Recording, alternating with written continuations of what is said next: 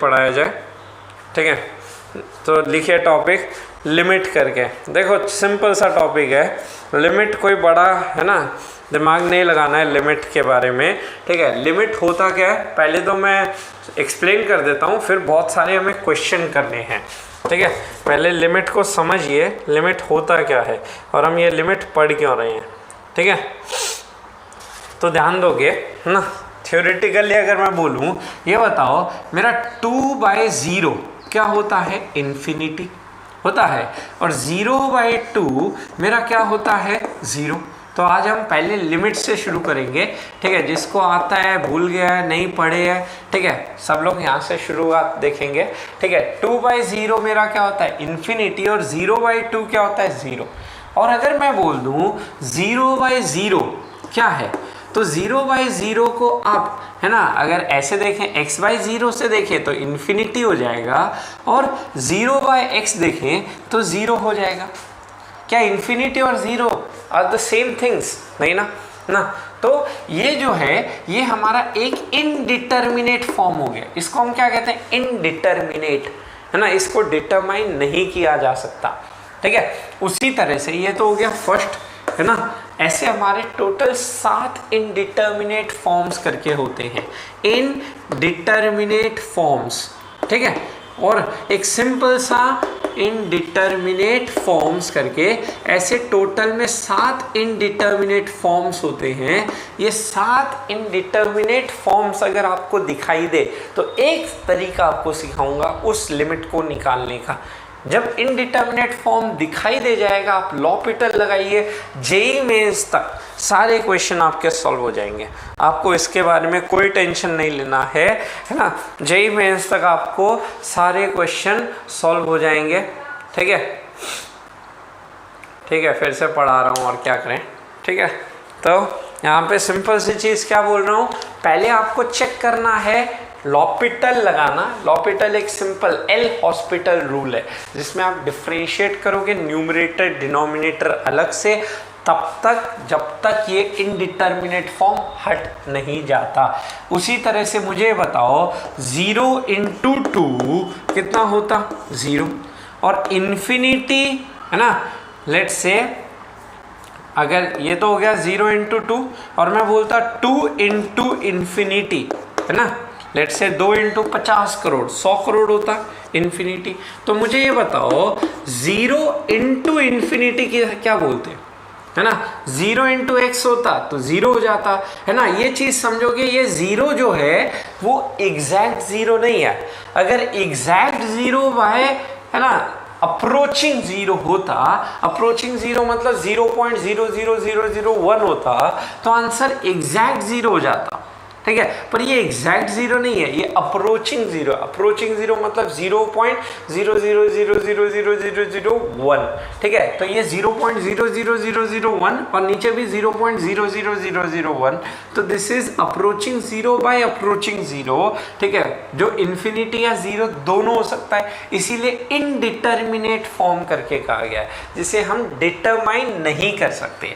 उसी तरह से मैं बोलता हूँ 0 × इन्फिनिटी क्या होगा, तो 0 × x, ये अप्रोचिंग 0 है। अगर एग्जैक्ट 0 × 50 करोड़ भी हो जाए तो भी आंसर 0 आ जाए, पर ये एग्जैक्ट 0 नहीं है, ये अप्रोचिंग 0 है। तो अप्रोचिंग 0 × इन्फिनिटी हमारा आंसर क्या होगा, है ना, आप 0 भी कह सकते हो, और है ना x × इन्फिनिटी, इन्फिनिटी भी हो जाएगा।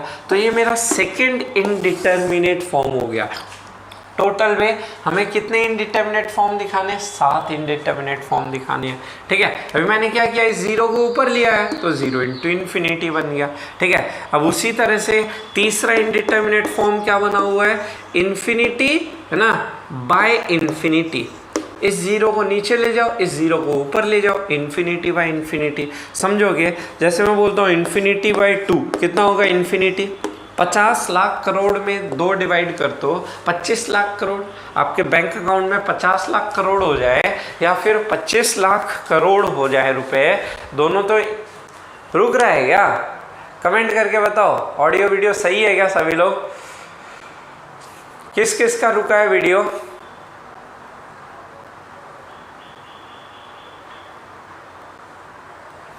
अक्षय कुमार वीडियो रुक रहा है क्या? कमेंट कीजिए भाई। सही चल रहा है कि नहीं चल रहा है? सब लोग बताइए। वीडियो रुक तो नहीं रहा है ना? हेलो हेलो कृष्ण प्रसाद, सही है? हेलो कृष्ण प्रसाद, नहीं रुक रहा यार, रीस्टार्ट कर लो। ठीक है, जिस जिसका रुक रहा है वीडियो वो एक बार रीस्टार्ट कर लीजिए। ठीक है, अब समझोगे ये जो है इन्फिनिटी बाय 2 करूँगा तो इन्फिनिटी आएगा, और 2 बाय इन्फिनिटी करूँगा तो आंसर कितना हो जाएगा? 0।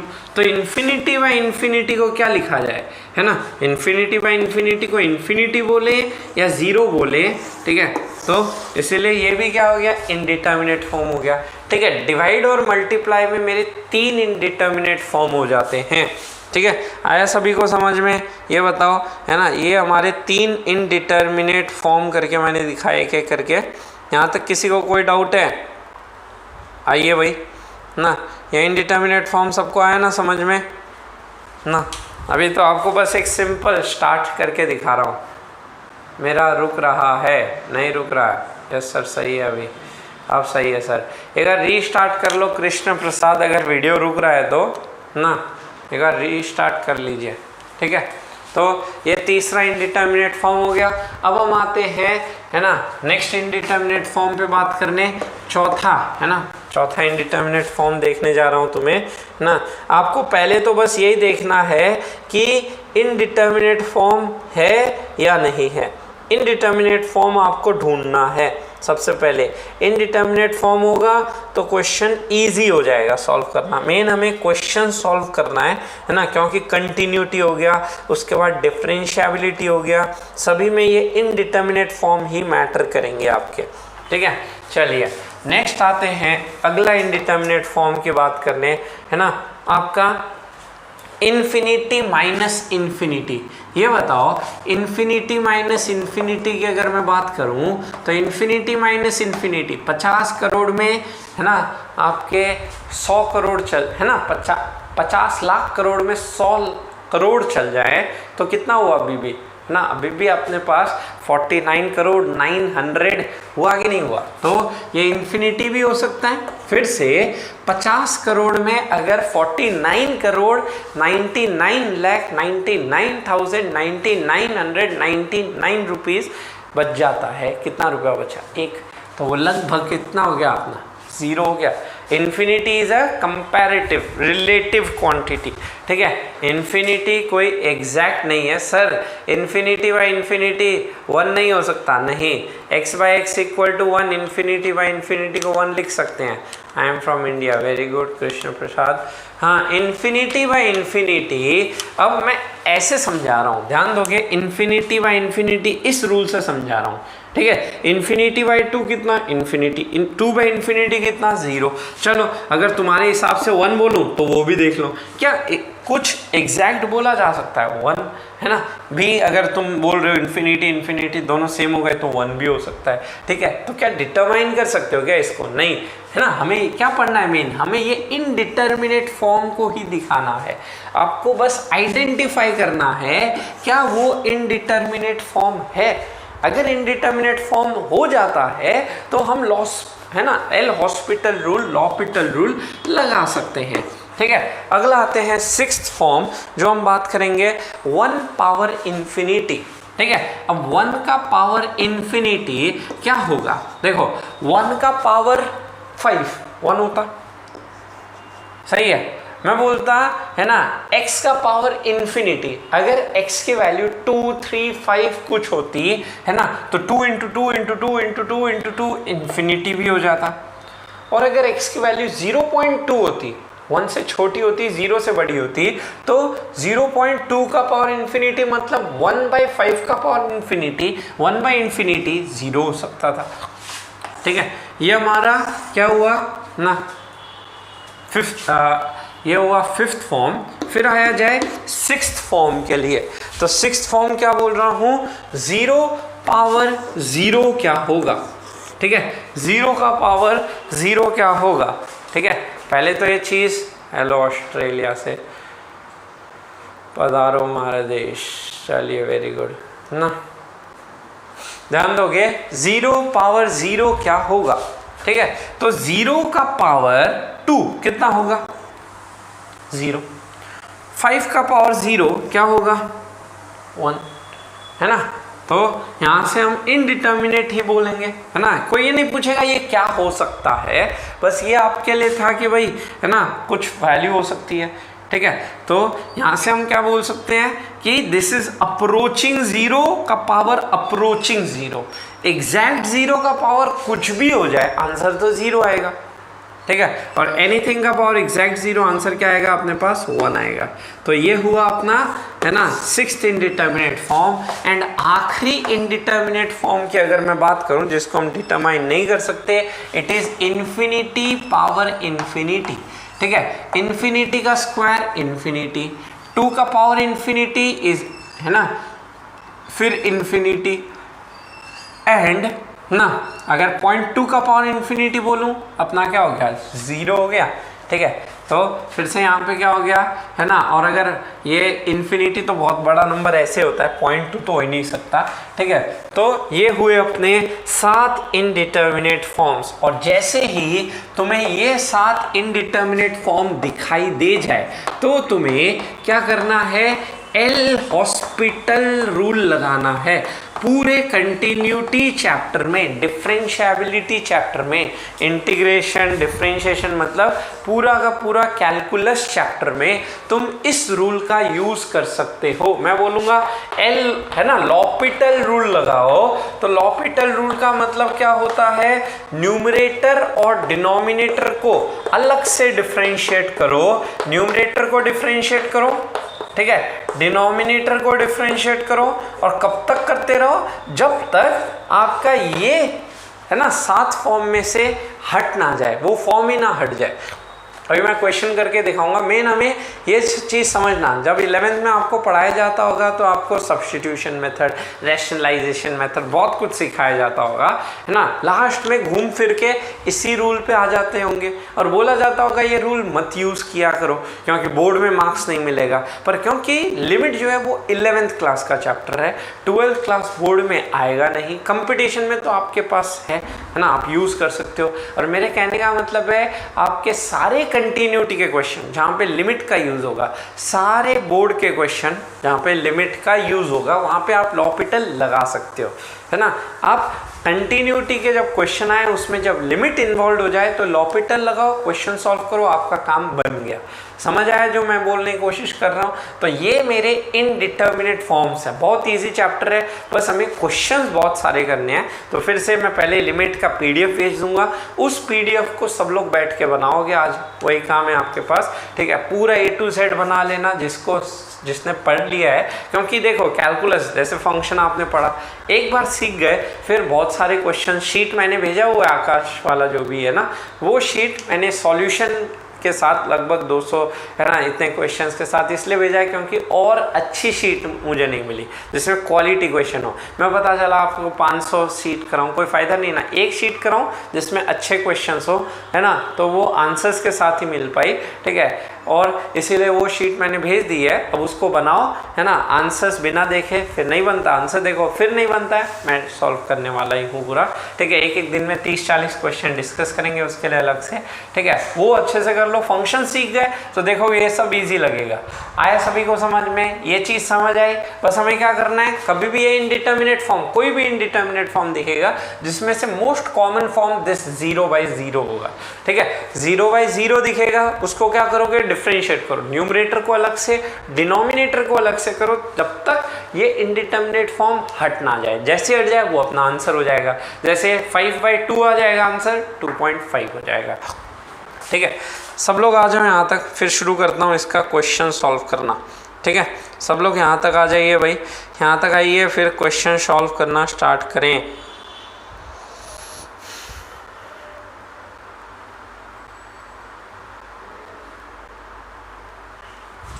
यहाँ तक आया सभी को समझ में? हाँ, you know India, yes sir समझ आया सर। इजी है लिमिट, वही इजी है ना, एक बार सिखाना है फिर आ जाएगा सर। 1 का power infinity equal to infinity and 0 समझ नहीं आया।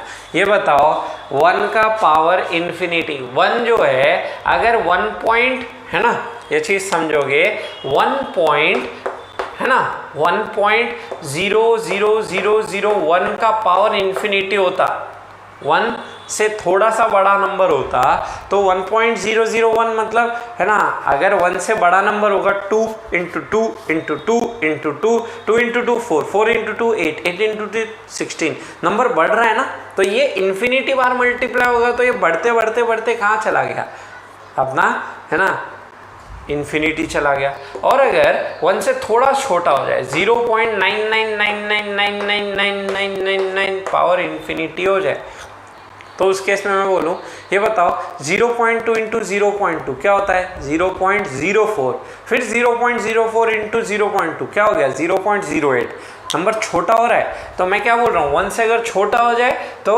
आप क्या बोलोगे, नंबर किसकी तरफ जा रहा है, 0 की तरफ देख जा रहा है।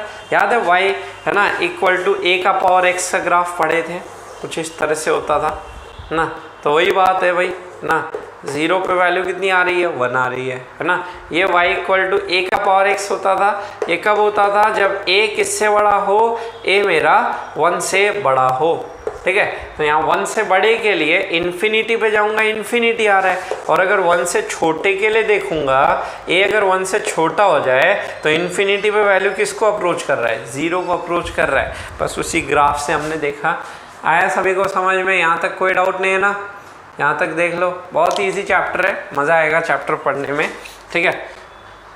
अब ध्यान दोगे सबसे पहली चीज़, ठीक है, यहाँ तक स्क्रीनशॉट ले लो, आपको बस दिमाग में यही रखना है कि इनडिटर्मिनेट फॉर्म आ रहा है या नहीं आ रहा। अगर इनडिटर्मिनेट फॉर्म दिखाई दे रहा है तो आप क्या करो, न्यूमरेटर और डिनोमिनेटर ना उस पार्ट को डिफरेंशिएट करो, हमेशा इसी फॉर्म में लाने की कोशिश करोगे।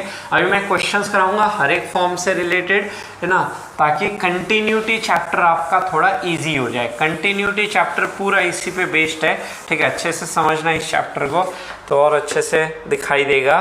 देखो सबसे पहले यहाँ पे है ना, जैसे आप ग्राफ पढ़ते हो, ठीक है, अगर ये एक्स एक्सिस पे सपोज यहाँ पे हमारा कुछ ग्राफ इस टाइप से होता है, ठीक है, ये जैसे y इक्वल टू a का पावर x ले लो, है ना, 0 पे 1 है, एग्जैक्ट 0 अगर बोलूँ x इक्वल टू एग्जैक्ट 0 तो y की वैल्यू कितनी है 1 है, ठीक है।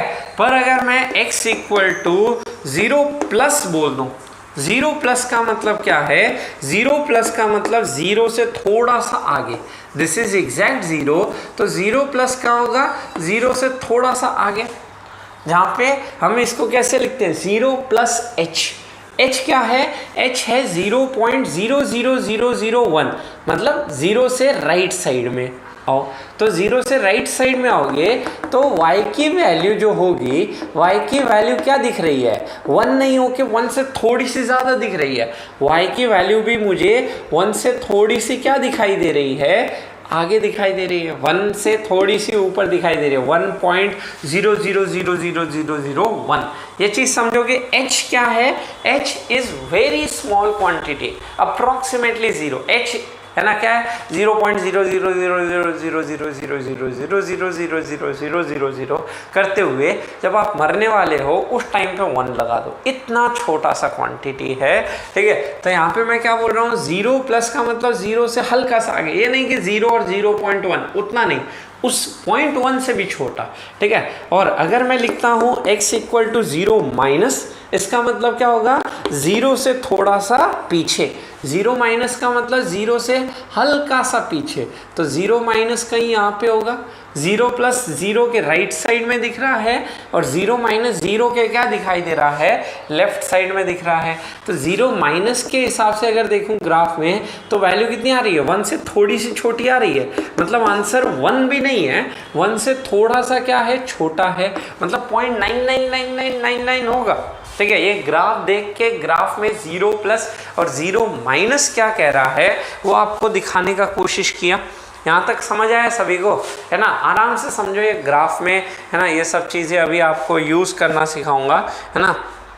जैसे इसको थोड़ा सा अप्लाई करते हुए, क्योंकि आप पूरा फंक्शन पढ़ ही चुके हो, तो उसका ग्राफ का सीन दिखाते हुए, जैसे मैं बोलता y equal to signum of, क्या बोलता, x करके बोलता, ठीक है? सिग्नम ऑफ x करके बोलता, तो सिग्नम का ग्राफ तो आता है ना हमें बनाने, है ना? सिग्नम का ग्राफ कैसा होता है, ये रहा, है ना? 0 पे क्या होता है, 0 होता है, ठीक है? 0 से बड़े पे 1 होता है, और 0 से छोटे पे हमारा आंसर क्या होता है, -1 होता है, ठीक है? दिस इज क्या बोला जा रहा है, 0, ठीक है?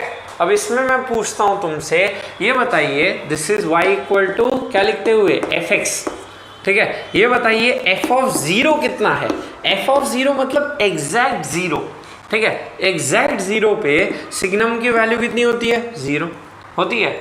उसी तरह से 0 से थोड़ा सा बड़ा नंबर सोचो, ठीक है? 0 से थोड़ा सा बड़ा का मतलब क्या होगा, 0.000000 हम क्या बोल रहे हैं, 1, इतना सा बड़ा, ठीक है? ज़्यादा बड़ा नहीं, है ना? हल्का सा, 0 से थोड़ा बड़ा नंबर अगर लिया जाए मतलब 0+, ठीक है? 0+ मतलब ये रहा 0+, ठीक है? एग्जैक्ट 0 पे तो 0 है, पर 0 से थोड़ा सा आगे चले जाऊं तो आंसर कितना आ रहा है, 1, और 0 से थोड़ा सा पीछे आ जाऊं, है ना?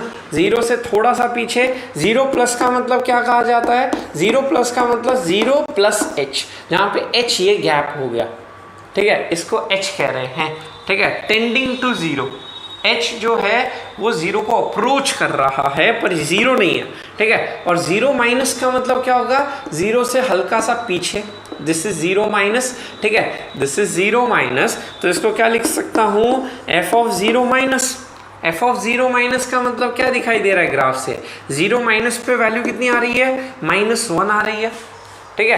तो हम यहाँ पे क्या कह सकते हैं, ये जो 0 है, ठीक है, 0+ का मतलब 0 से हल्का सा आगे, 0- मतलब 0 से हल्का सा पीछे, और 0 पे ये रही, है ना? ये चीज़ आपका क्या बना हुआ है, इसी को हम कहेंगे आगे जाके, this is known as right hand limit, है ना? राइट हैंड लिमिट का मतलब वही f ऑफ 0+, जिसको हम कैसे लिखेंगे, जिसको हम लिखेंगे लिमिट x अप्रोचिंग, है ना, x अप्रोचिंग 0+, ठीक है? सिग्नम x करके बोल दो, जो fx है आपके पास, है ना? सिग्नम x करके क्या होगा, तो इस डेफिनेशन फंक्शन में 0 से हल्का सा आगे, इसे कहा जाता क्या है, राइट हैंड लिमिट, है ना? राइट साइड में 0+ राइट साइड में है ना, तो इसलिए इसे क्या कह रहे हैं हम, राइट हैंड लिमिट, है ना?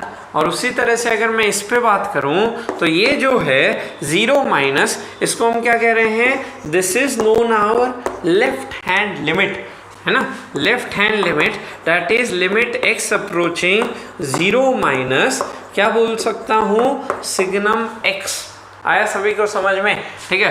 तो ये अपना लेफ्ट हैंड लिमिट, और ये अपना क्या बना हुआ है, राइट हैंड लिमिट करके बना हुआ है, ठीक है? तो जब मैं बोलता हूँ limit x approaching 0 signum x, बताओ क्या होगा, है ना? Limit x approaching 0 signum x क्या होगा, ठीक है? लिमिट की जब बात हो रही है तो आप पहला काम क्या करोगे, पहला काम राइट हैंड लिमिट निकालोगे, फिर क्या करोगे, फिर लेफ्ट हैंड लिमिट निकालोगे, और अगर right hand limit left hand limit के बराबर हो गई, ठीक है, राइट हैंड लिमिट की वैल्यू लेफ्ट हैंड लिमिट के बराबर हो गई, जो बराबर दिखाई दे रही है, क्या नहीं दिखाई दे रही, इस f ऑफ 0 पे वैल्यू क्या, इससे कोई लेना देना नहीं, मुझे बस क्या देखना है, राइट हैंड लिमिट पे जो आंसर है और लेफ्ट हैंड लिमिट पे आंसर है, अगर वो आंसर सेम हुआ, ठीक है, तो वो उस फंक्शन की लिमिट हो जाएगी उस x पे, जैसे यहाँ पे 0 पे। पर अगर यहाँ जैसे बराबर नहीं है ना, 1-1 बराबर नहीं है, तो यहाँ पे क्या बोलूँगा, limit is not defined.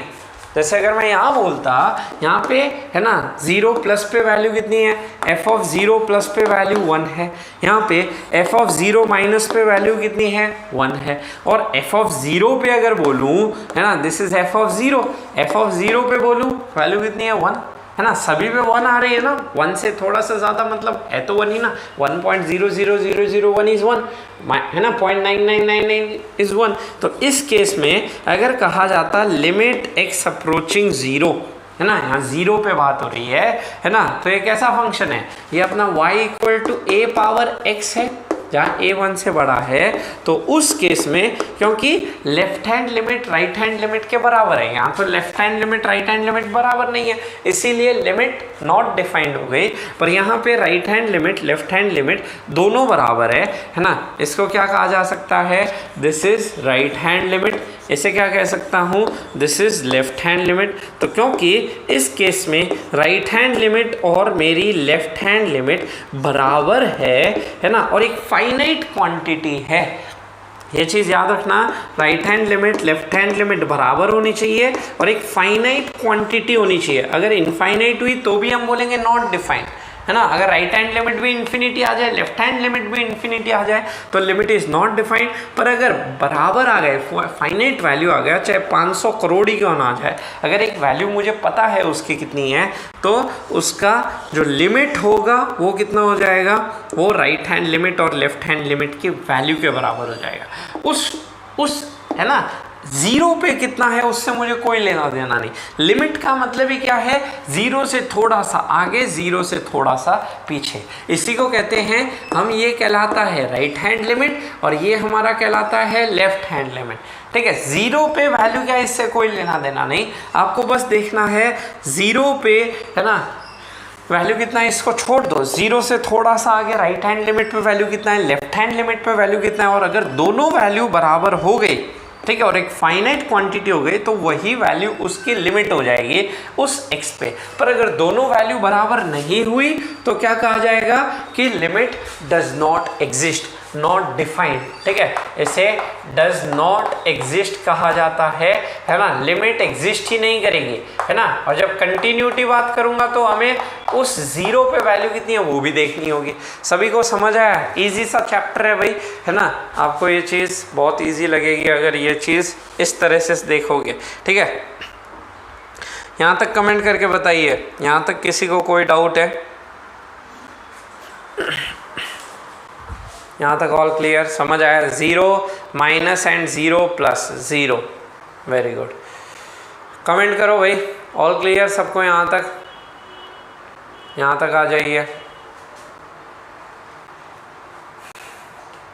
Equal होना कंपलसरी है, हाँ इक्वल होना कंपलसरी है। लिमिट उस फंक्शन की वैल्यू उस पे, है ना, कितनी होगी, 0 पे कितनी होगी, इसके लिए 0 प्लस पे जो वैल्यू और 0 माइनस पे जो वैल्यू है ये दोनों बराबर होनी चाहिए। अगर ये 2 आता ये 5 आता, इक्वल नहीं होता, तो आप उस केस में भी क्या कहते हैं, लिमिट डज नॉट एग्जिस्ट। ठीक है, लिमिट कब एग्जिस्ट करेगी या कब डिफाइंड होगी, जब दोनों बराबर हो। अगर दोनों बराबर नहीं है तो भी हम कहेंगे लिमिट डज नॉट एग्जिस्ट। पहली चीज़ तो दोनों बराबर होनी चाहिए, है ना, डिफाइंड होने के लिए, और दूसरी चीज़ वो फाइनाइट भी होनी चाहिए। ठीक है, ये नहीं कि एग्जिस्ट, है ना, ये 2 आना चाहिए 5 आना चाहिए, उस केस में भी हम बोलेंगे डज नॉट एग्जिस्ट। ठीक है, लिमिट कब डिफाइंड होती है, जब आपकी, है ना, यहाँ पे कहा जाए दोनों एक फाइनाइट वैल्यू होती है, तो ये कह सकते हो ये आपकी कंडीशन है फॉर एग्जिस्टेंस ऑफ लिमिट। ठीक है, ये है condition for existence of limit, for existence of limit, limit exist करने का सबसे इंपॉर्टेंट कंडीशन।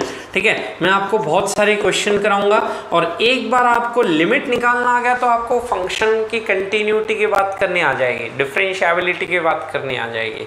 ठीक है, डिफरेंशिएबिलिटी में हमें बस क्या देखना है, कंटिन्यूटी में बस क्या नया देखना है ना, लिमिट एग्जिस्ट करें और वो वैल्यू इसके बराबर हो जाए। जैसे इसमें ये तीनों वैल्यू बराबर है क्या, नहीं, तो ये कंटिन्यूस नहीं है, पेन उठाना पड़ गया। ठीक है, पर यहाँ पे तीनों वैल्यू बराबर है ना, 1 0 पे वैल्यू 1 है, ठीक है, राइट हैंड लिमिट पे 1 है, लेफ्ट हैंड लिमिट पे 1 है ना। अगर तीनों वैल्यू बराबर हो जाए तो वो कंटिन्यूस हो जाए, पेन उठाना नहीं पड़ा। और अगर तीनों वैल्यू बराबर नहीं है तो वो क्या हो गया, है ना, आपका डिसकंटिन्यूस फंक्शन हो गया। कमेंट करके बताओ, आया सभी को